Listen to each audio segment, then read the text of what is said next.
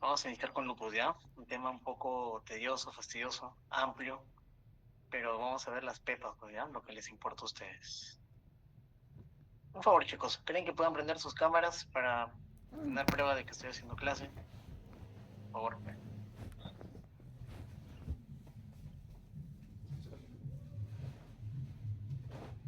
Chicos, ¿pueden prender sus cámaras, por favor?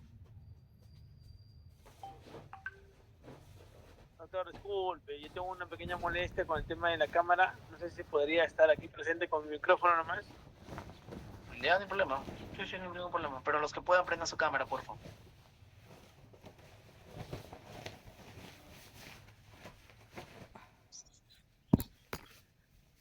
Ya. Bueno, creo que nadie más quiere prender su cámara, ¿no? Creo que son un poco colaboradores. Ya, a ver. Ok, con los que están entonces. Ya, chicos, gracias a los que aprendieron, a las que aprendieron su cámara, gracias. Ya, muchachos, vamos a empezar, Lupus.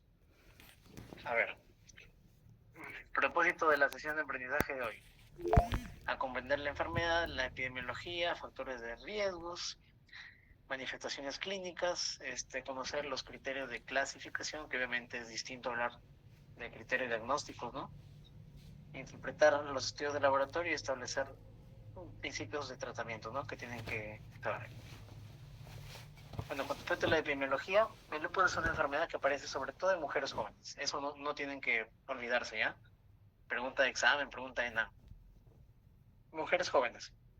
Y que también puede aparecer en varones jóvenes, adultos, claro que sí. Pero lo típico son mujeres jóvenes. Entonces, eso se ve acá en esta línea, como ven acá. La línea fucsia son mujeres, entonces vean que la prevalencia, bueno, la incidencia acá, casos nuevos, ¿no? Por cada 100.000 personas es mucho más elevada que edad, más o menos al partir de los 25 y empieza a elevarse, ¿no? Miren, hasta los 35, 40, 50 años más o menos, ¿no? 40, 50 años más o menos es el promedio, ¿no? Donde hay mayor incidencia de lupus en mujeres, ¿no? Mientras que en varones es mucho más bajo, ¿no? Mucho más bajo, ya, mucho más bajo. Y en total, pues obviamente la línea María que está acá, pues promedio, ¿no? Varones y mujeres, más o menos en la edad joven, ¿no? 40, 50 años. Recuerden que la presentación en la infancia, ¿no? O edades menores de 40, 30 años incluso, el cuadro usualmente es más severo cuando es más joven el paciente, ¿no? Mientras que cuando es más adulto, ya adulto mayor, el cuadro usualmente es más leve, ¿no? Más leve. Entonces, ¿cómo son la gravedad de los cuadros en general? La mitad de pacientes que tienen lupus, leve. Un tercio de pacientes, moderado. Y un 17% más o menos, tienen un lupus severo, ¿ya?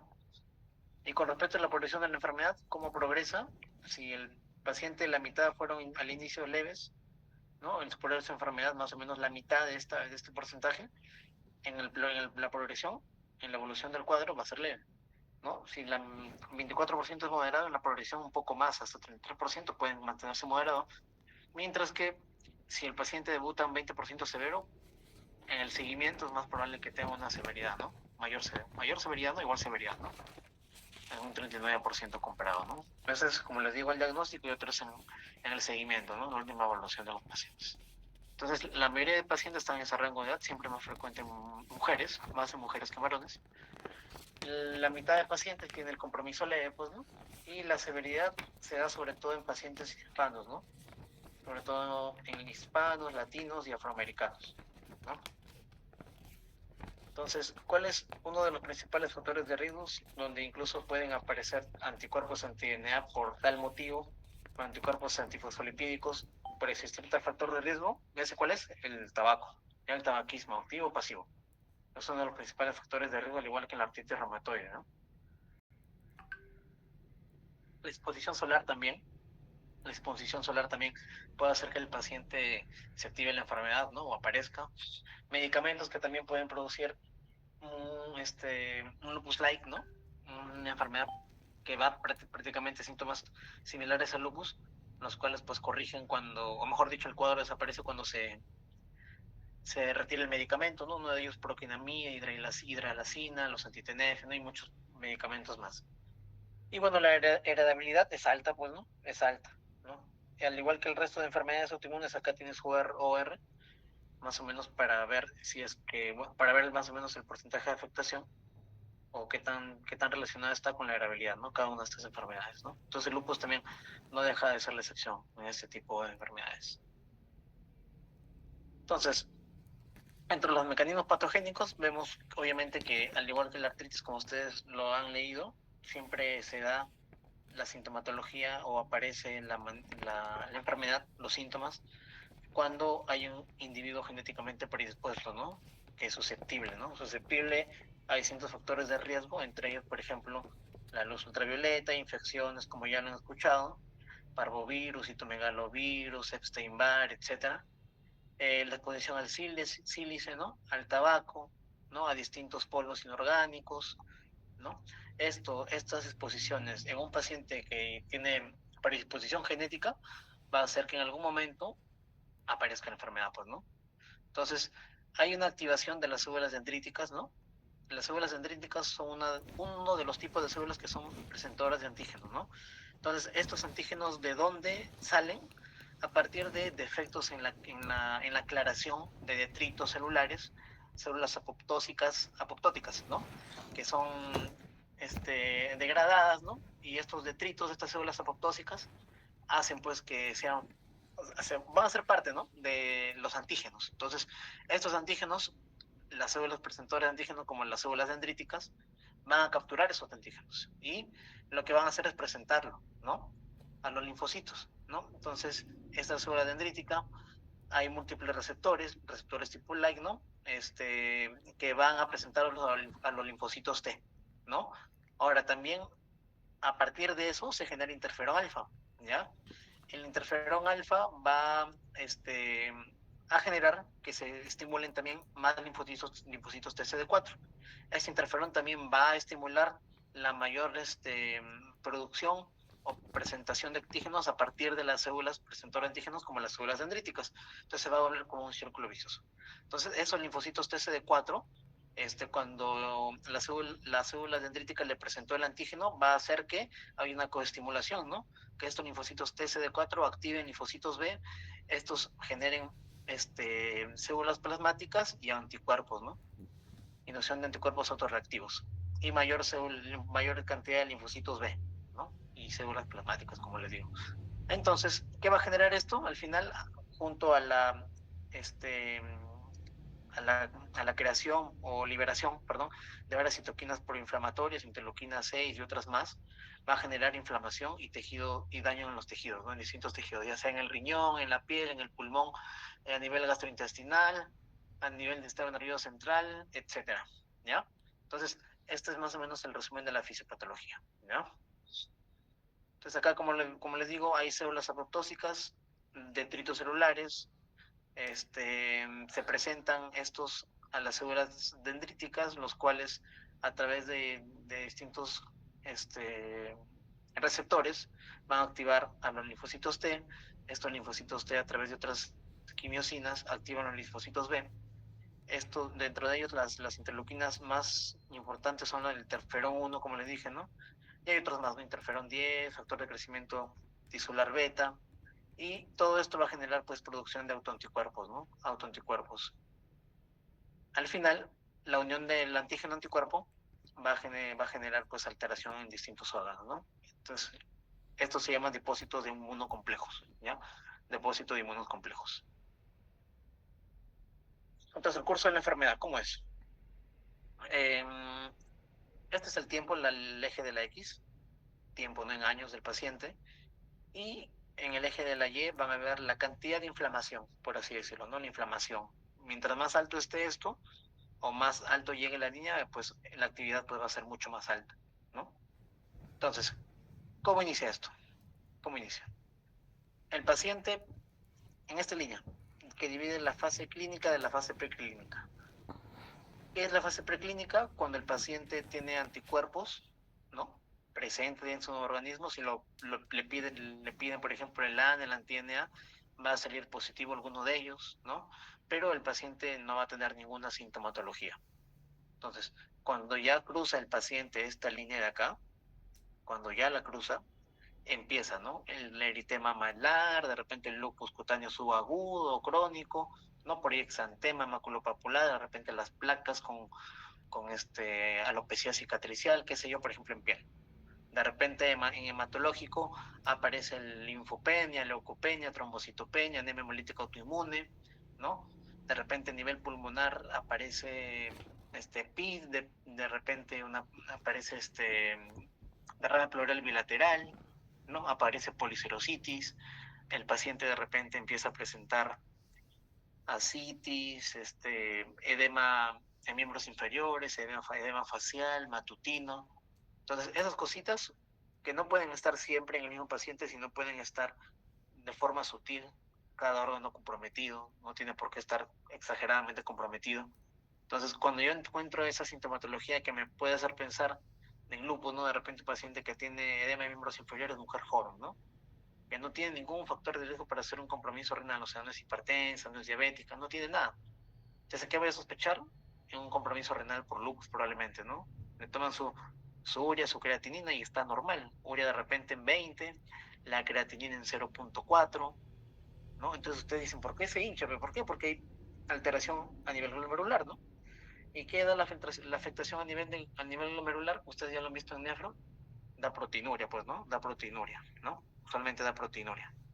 No, que también me puede dar hematuria, sí, también, ¿no? Puede haber incluso ambos compromisos, ¿no? En el examen de orina, ¿no?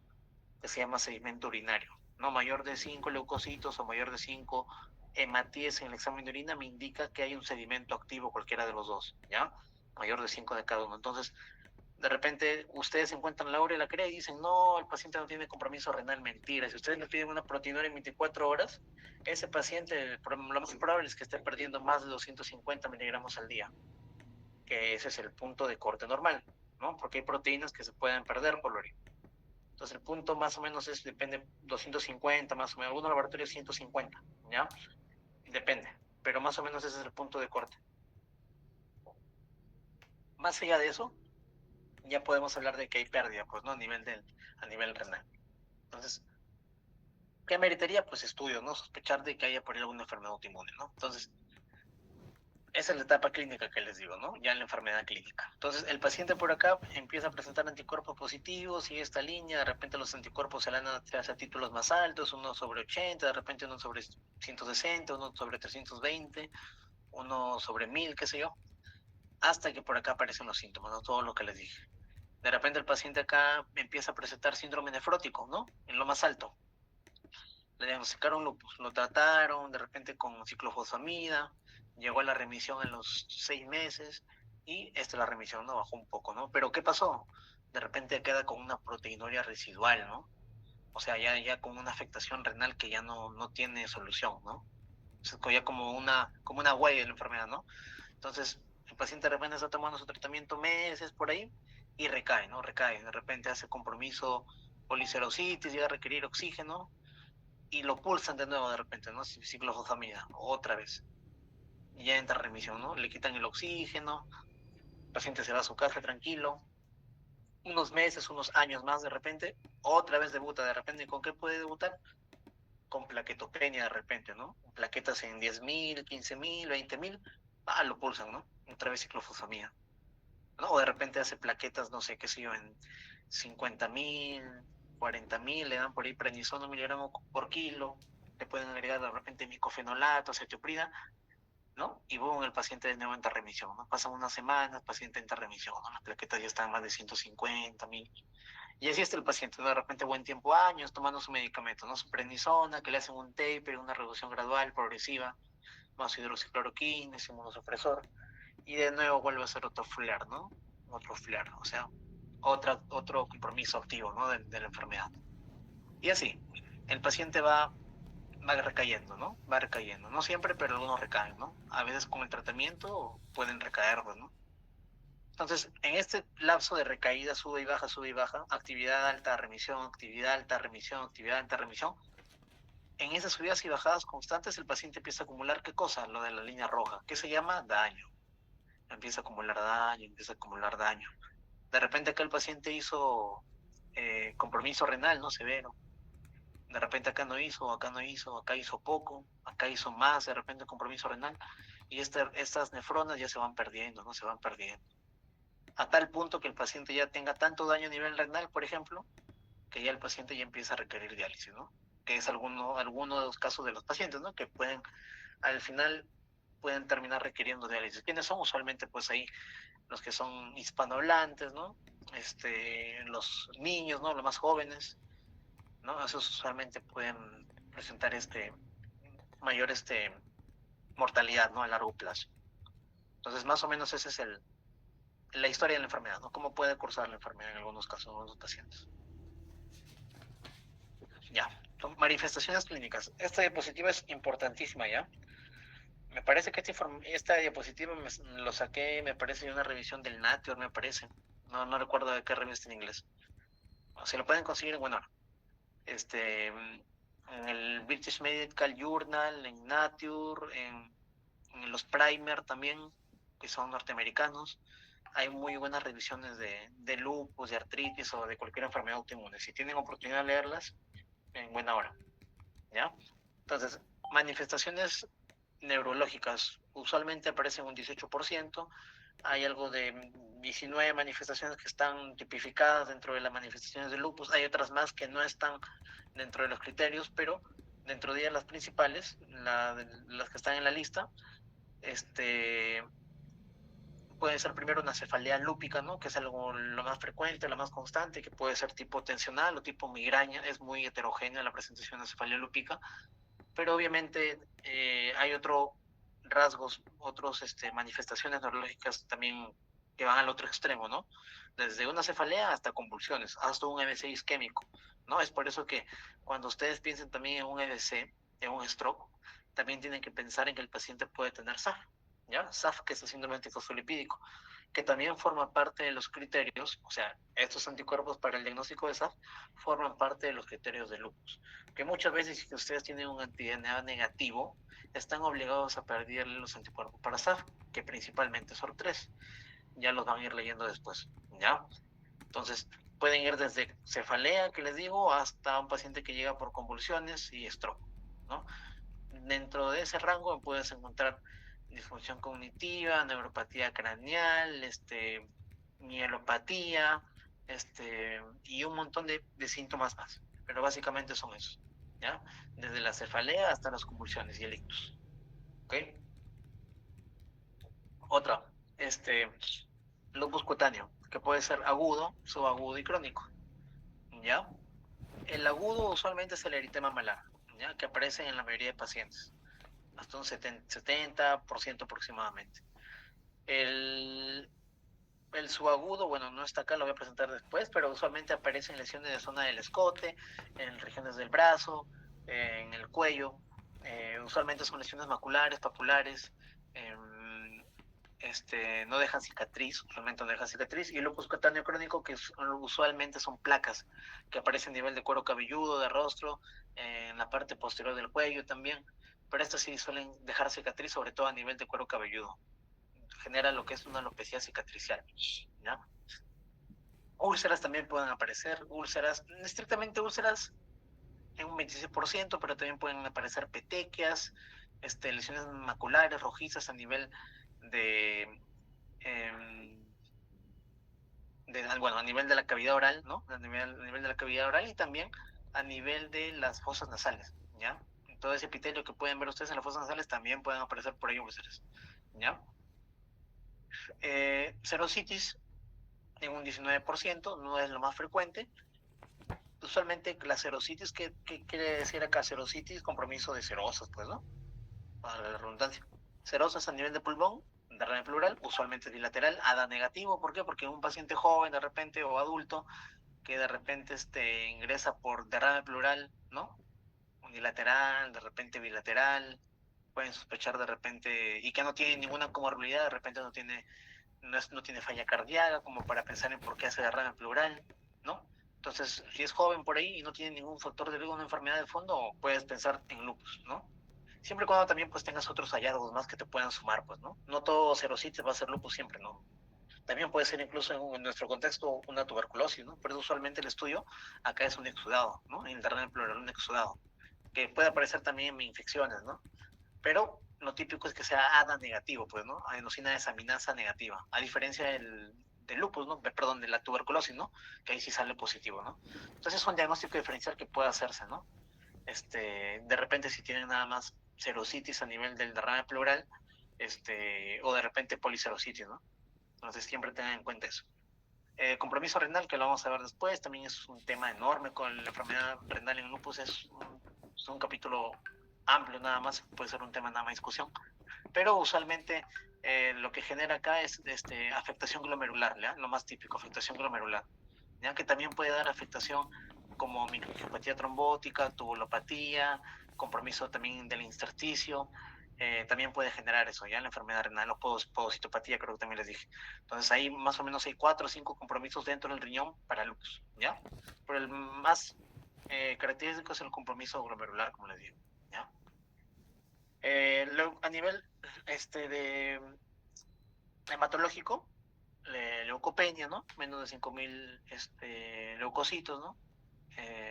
Linfopenia, ¿no? También, menos de 1.000, ¿no? Y neutropenia también, ¿no? Por eso siempre tengan en cuenta pacientes adultos de repente por ahí que vienen con neutropenia febril. Neutropenia febril es un protocolo diagnóstico también importante, ¿ya? Que esos también lo tienen que abordar. Se aborda en el contexto sobre todo de pacientes inmunosuprimidos, ¿no? Que obviamente el lupus es una enfermedad también de inmunosuprimidos, ¿no? Entonces ahí tienen que descartar por ahí infecciosas y otras cosas más, ¿no? Pero también entra dentro del protocolo de estudio el lupus, ¿ya? La neutropenia febril también puede entrar ahí. Pero siempre y cuando, como les digo, igual vean en el contexto de que pueda tener o encontrar otras manifestaciones más que les pueda sumar para la sospecha diagnóstica, ¿no? Trombocitopenia también puede aparecer, 16%. El SAF, ¿no? Que usualmente aparece en mujeres jóvenes que tienen abortos recurrentes, ¿no? Que tienen trombosis venosa profunda, que tienen por ahí preeclampsia, que tienen restricción de crecimiento intrauterino o insuficiencia placentaria, ¿ya? Esas cositas siempre tienen que buscar en un paciente con SAF, ¿ya? Porque es más frecuente un SAF más lupus que un SAF solo, ¿ya? O sea, en otras palabras, más frecuente es un SAF secundario que un SAF primario, ¿ya? ¿Sí me entienden, creo, no? Si no me hacen la pregunta al final. Bueno, y linfadenopatías que pueden aparecer, ¿no? Pueden aparecer. Tengan en cuenta esto, ¿ya? Podría hablar una hora de esto. Linfadenopatías. Siempre las linfadenopatías tienen que medirlas. En algunas zonas, mayor de 1 o 2 centímetros, te pueden indicar que pueden ser no solo reactivas, inflamatorias, de repente por un proceso que sea una adenitis mesentérica, de repente, ¿no? Un paciente que tiene dolor abdominal y le encuentran por ahí linfadenopatías y pensando que puede ser una apendicitis, ¿no? Y termina siendo otra cosa, ¿no? Por ejemplo. Entonces, las linfadenopatías en lupus usualmente son cervicales, axilares. Por ahí se encuentran mediastínicas en el contexto de repente un adulto mayor, mediastínicas o inguinales, ¿no? O axilares también más o menos en ese orden de frecuencia, ¿no? Teniendo en cuenta de que puede ser un adulto mayor, también pueden pensar en linfomas, ¿ya? Por eso es que también el diagnóstico diferencial del lupus en adultos mayores también se puede acercar a cáncer, no se olviden. Y también a veces puede salir el ANA positivo, ¿ya? Por eso depende más o menos la orientación clínica que tenga el paciente, el contexto. Ver que quizá tiene más cosas de NM o de cáncer y quizá no tiene tantas cosas de lupus, porque también puede ser un imitador, ¿ya? Eso tenganlo siempre en cuenta. Pero obviamente no aparecen todos, pues, ¿no? Un 9% más o menos. Y la anemia hemolítica autoinmune, bueno, que en este caso ya ustedes saben más que yo esto porque han llevado hemato, ¿no? Bueno, a ver, no sé, alguien que me ayude. ¿Con qué encontramos en la anemia hemolítica autoinmune? A ver, ¿quién quiere opinar? Un punto más en su siguiente exposición. El primero que hable. ¿Qué encuentran en el laboratorio? ¿Qué encuentran ahí en la lámina periférica? Alguien que hable, pero que responda de una vez, en 5 segundos, si no, empiezan a usar ChatGPT. ¿Nadie quiere hablar? Doctor, A ver, Milar. este, bueno, ahí la anemia, referida a lo que viene a ser el lupus, vamos a encontrar una anemia normocítica, normocrónica, y si vemos la transferrina va a estar, disminuida, al igual que el recuento, reticulocitario. Va a haber, la bilirrubina indirecta va a estar elevada, va a haber, también Ya, el más. COMS. ¿Cómo? Ya, el CUMS. Ajá, sí, el CUMS va a ser el CUMS directo, es positivo. Ya, ¿qué más? Mm, eso, eso nada más, doctor. ¿Qué más? A ver, está bien, está bien. ¿Qué más? ¿Qué más quiere apoyar?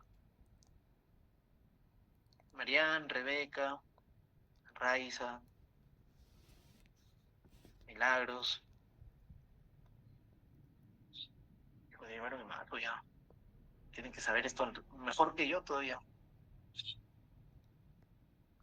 Solo referido a anemia, diga, doctor. No, anemia hemolítica, estamos hablando de anemia hemolítica. Ah, ya está. ¿Alguien más, chicos? ¿Alguien más para hacerlo más didáctico? Porque si no hablo solo y ustedes están durmiendo.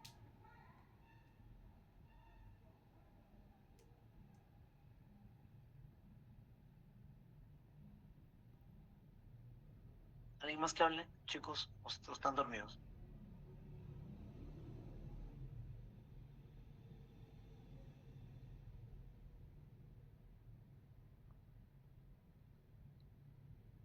Hola, chicos, ¿alguien está ahí?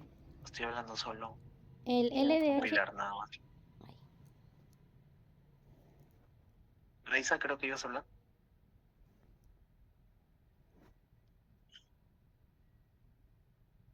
Sí, doctor, estaba indicándole que sí estamos acá.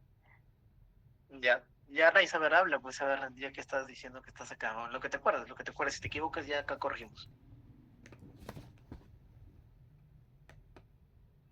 Sí, estoy haciendo memoria ahorita. Mm, ¿Podría ser, doctor, LDH elevado?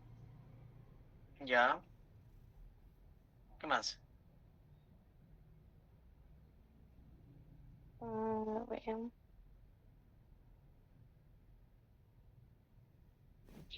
Bilirrubina indirecta elevada, dijeron, ¿no? LDH elevado. sí. ¿Los reticulocitos cómo están? ¿Normales, bajos o elevados? Bajo.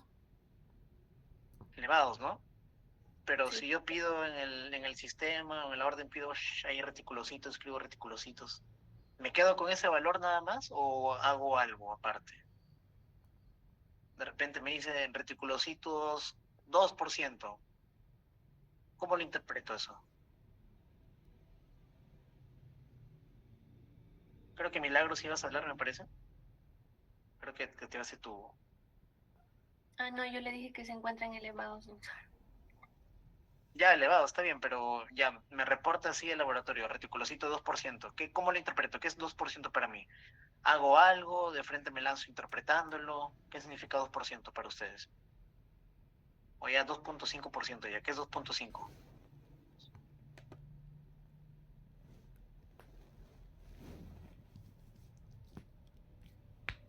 Alguien, chicos, alguien, por favor, porque si no me voy a quedar dormido yo también con ustedes. Necesito que participen.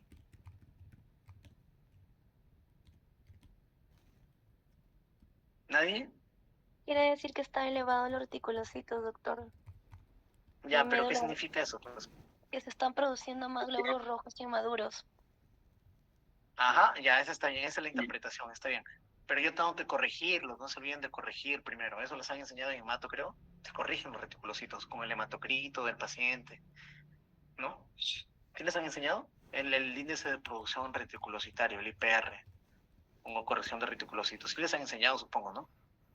Ya, eso yo tengo que hacerlo con una formulita y lo corrijo. Si es más de 2%, ¿es una anemia regenerativa o regenerativa? Sería anemia regenerativa, doctor. Así es regenerativa, Fernando, así es. Si regenera, obviamente quiere decir que la médula está regenerando, pues, o sea, está funcionando, está bien, ¿no? Así es. ¿Y el examen de orina qué encuentro? En el examen de orina, perdón, en la lámina periférica.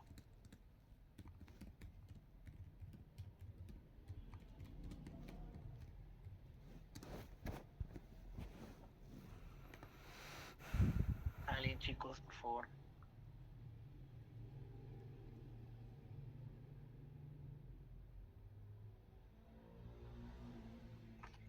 En una lámina, doctor, vamos a ver anisocitosis, o sea, variación en el tamaño de los eritrocitos. Anisocitosis en la lámina periférica, ya. Ya, claro, anisocitosis significa diferente tamaño, así es. Ajá, Claro. y quilocitosis parece en la forma. Ya, también, ya. Pero ¿qué encuentro? Usualmente esferocitos, ¿no? Esferocitos. No esferocitos. Doctor, también se podría encontrar lo que son fragmentocitos, esquistocitos. Esquistocitos, pero Ajá. esquistocitos aparece más en anemia hemolítica microangiopática, o sea, en púrpura trombocitopénica trombótica, que también puede ser una manifestación del lupus, pero es un poco más raro. Pero no lo suele. No Más lo suele. está en esferocitos entonces. Sí, porque si tú hablas de esquisto es más PTT y SHU, síndrome Ujú. hemolítico urémico y púrpura trombocitopénica trombótica, Ya. que más es otro tipo de enfermedades. Pero sí, está bien, está bien, está bien. Muy bien, chicos, han recordado algo de Mato. Ya. Entonces, está bien. Ya. Entonces ya vimos anemia hemolítico autoinmune y también puede aparecer fiebre, ¿no? Usualmente la fiebre, cuando es más de 39, más debería quizás sospechar más en una infección por ahí quizá bacteriana, ¿no? Y no tanto en la actividad de lupus, ¿no? Pero igual estoy obligado a descartar por alguna infección, ¿no? De por medio. De repente quizá pedirle procalcitonina, pedirle cultivos, ¿no? De repente de orina, coprocultivo, no sé, cultivo de secreción bronquial, qué sé yo, ¿no? Depende del foco donde yo sospeche que puede, del cual puede venir la infección, pues, ¿no? Bueno, este, artritis también puede aparecer, ¿no? Usualmente es una artritis poliarticular no erosiva, ¿no? No erosiva, porque la erosiva es en la artritis reumatoide. Lívidos reticulares, que son lesiones, bueno, son manifestaciones inespecíficas que aparecen en la piel, como una red de vasitos así que pueden aparecer, ¿no? En miembros inferiores usualmente. Es inespecífico, ¿no? Pero puede aparecer, ¿no? Más que todo me aparece un poco más en los AF, en el síndrome tifofosfolipídico. Raynaud, que también aparece en un tercio de pacientes, ¿no? Cambio de coloración cuando el paciente se expone al frío, ¿no? Al frío o al estrés, ¿no? El reinado aparece en los dedos, aparece en la oreja, aparece en la punta de la nariz, aparece en los labios, ya esas son las sombras. Que puede tener tres fases, ¿no? PCR, palidez, cianosis, rubicudez. Bueno, la enfermedad renal que ya les dije, ¿no? Entonces, ¿qué a veces limita el diagnóstico? Más que todo porque a veces no se cumplen los eh,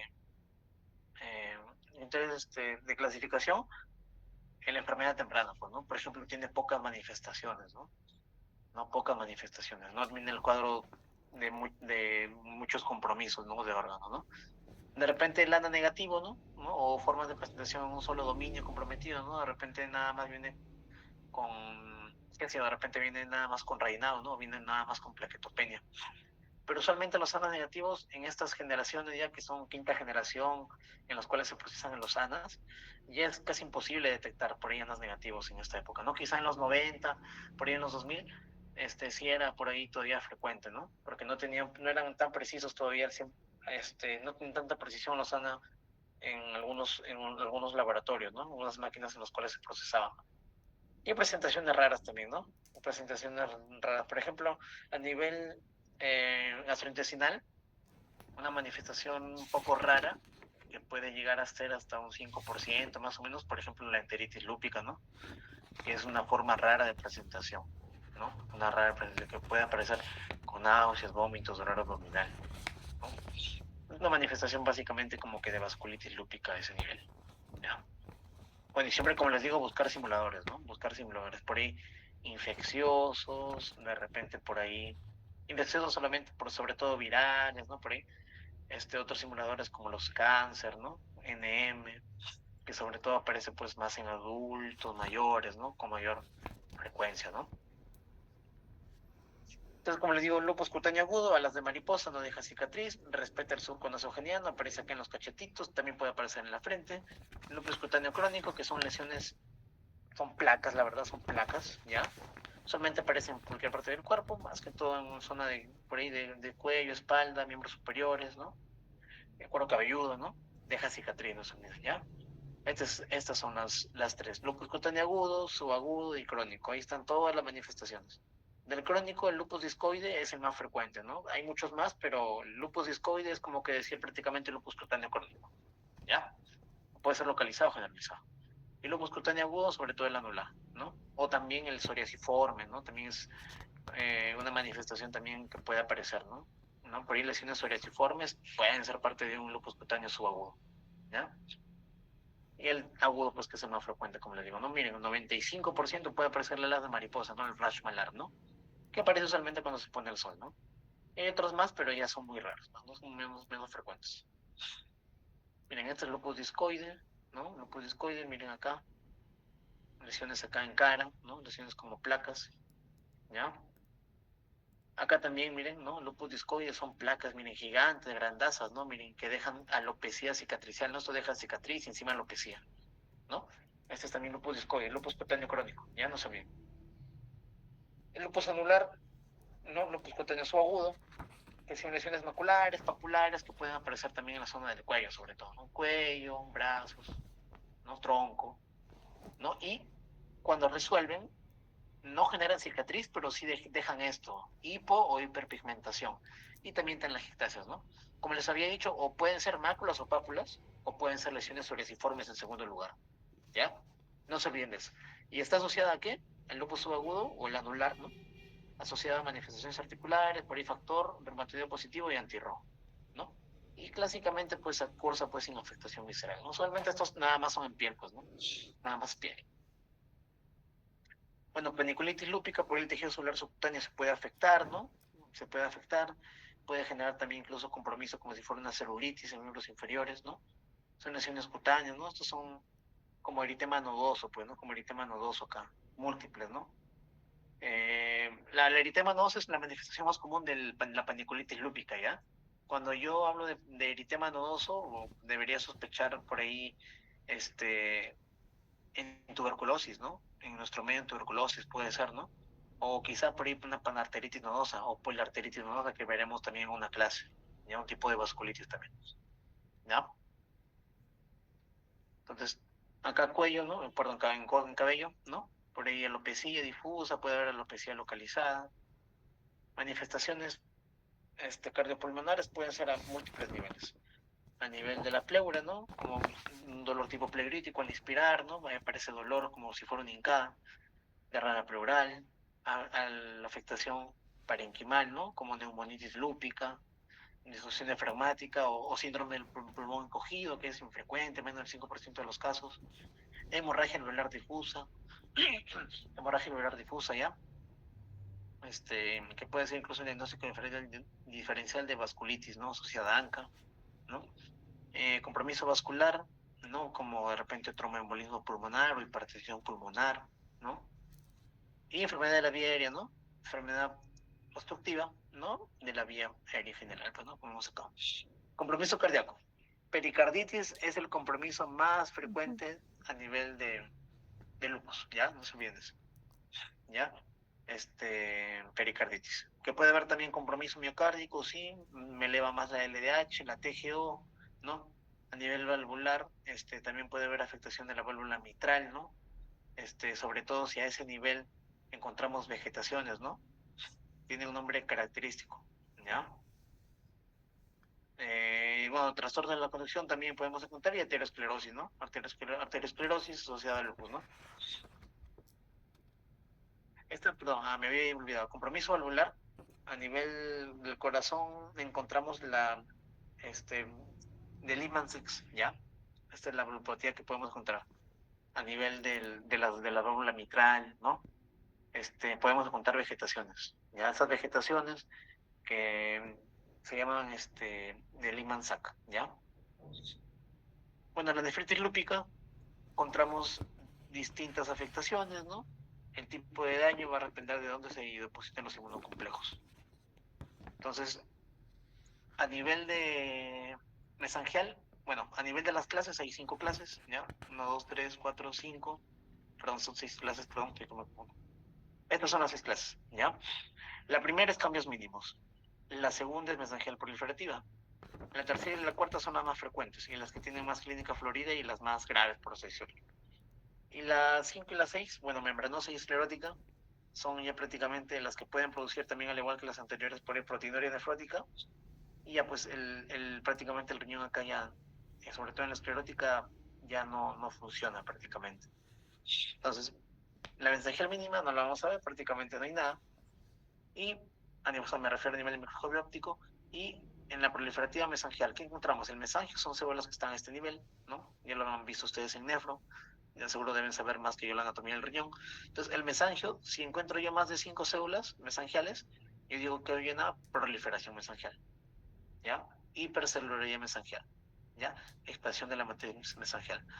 Mayor de este número que les digo, yo digo que es una nefritis lúpica mesangial, cuando yo lo veo al microscopio óptico, ¿ya?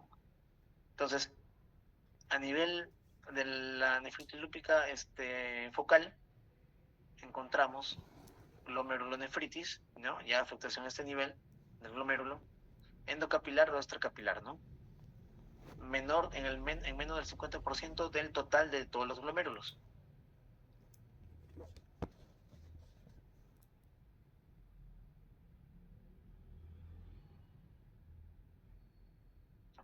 Puede tener una clínica extrarrenal, ¿no? Puede incluso llevarse a falla renal. Y que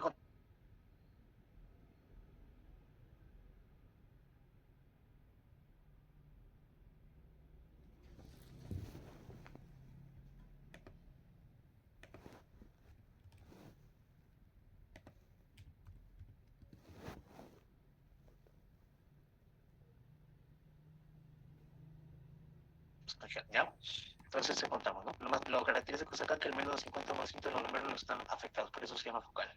En la clase difusa, en la glomerulonefritis difusa, ahora sí encontramos que un mayor del 50% de todos los glomérulos están afectados, ¿ya? Puede ser depósitos a nivel endocapilares o extracapilares, y esto se puede dividir en dos. Si es segmentario, es decir, si yo cojo un solo glomérulo, a este glomérulo teniéndolo como una unidad, menos del 50% de este único glomérulo está afectado, menos del 50%. Eso es segmentario. Si veo que el efecto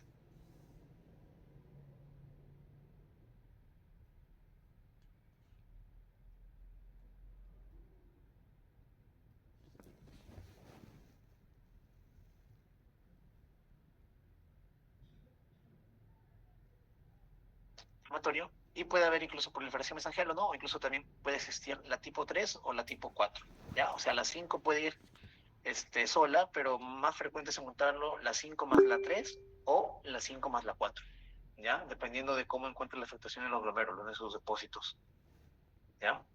Doctor, disculpe, Esa no es la... sé si fue mi internet, pero hace un rato no se le escuchó lo que estaba diciendo y recién acabo de escuchar. Ya, Claro, se le está yendo el internet.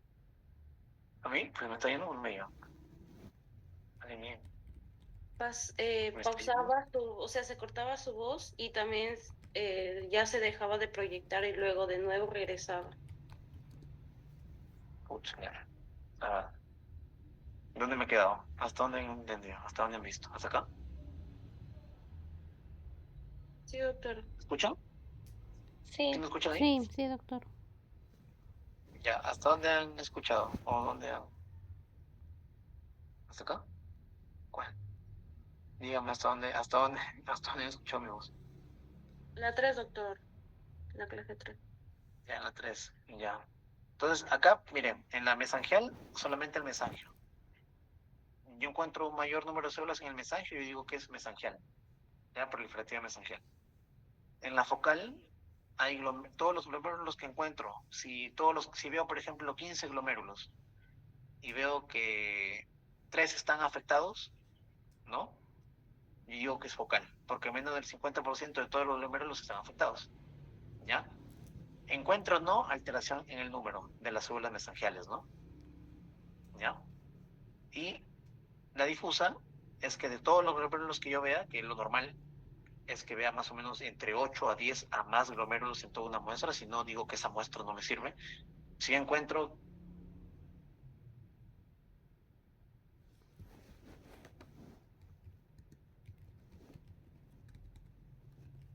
doctor, ¿nos escucha? de repente por ahí, una... ¿Ah? Se quedó ¿No me congelado un escuchan? rato. Doctor, ¿nos escucha?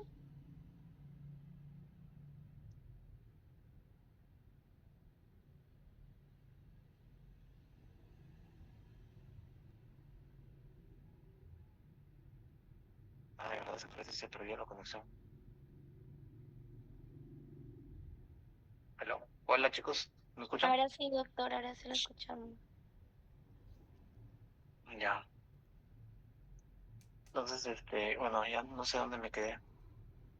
Bueno, ya bueno, la clase, ya la 3 creo que ya les dije. En la La 4 se difusa, quedó, como doctor. les digo, más del 50% de todos los glomérulos que ustedes ven están afectados. Si yo tengo 20 glomérulos y de los 20, de repente ustedes ven que 11 o más están afectados, ustedes dicen que es una clase difusa. ¿Ya? ¿Sí me entienden? Chicos,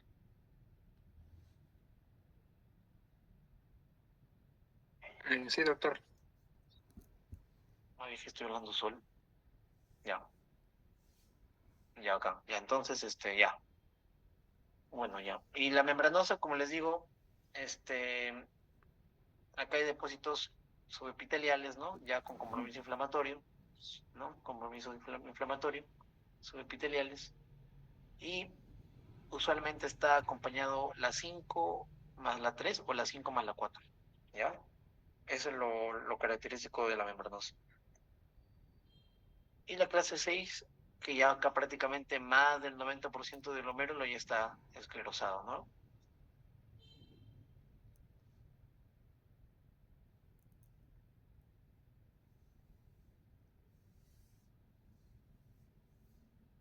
Tipo 1 de repente, una. Doctor, Doctor, doctor, nuevamente su internet. Ya no lo veo al doctor.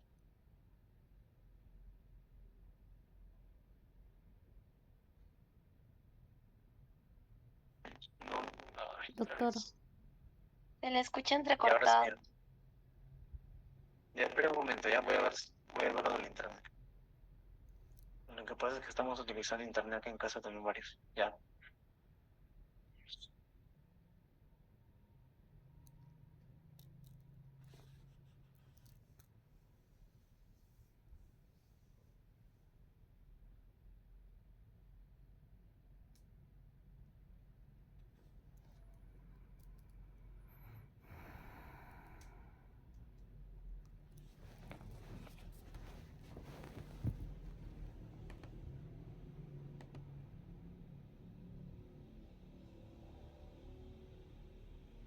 Chicos, esperen un momento, voy a ver si arreglo la internet, ¿ya?